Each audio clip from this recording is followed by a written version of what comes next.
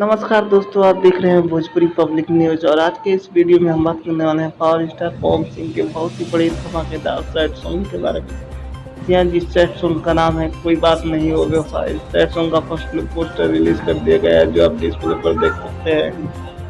और इस गाने को गाया है पावर स्टार पवन सिंह और प्रियंका सिंह ने। गीत आजाद सिंह का है और संगीत को सजाया है आजाद सिंह और साजन मिश्रा।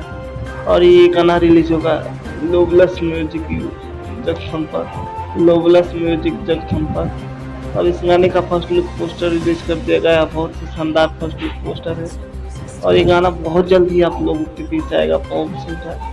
तो अगर आप लोग को पवन सिंह का गाने का न्यूज अच्छा लगा हो तो कमेंट करें और कमेंट करके बताएं कि पवन सिंह का first look poster sad song का कैसा लगा और गाने का नाम कैसा लगा, कमेंट करके बताएं।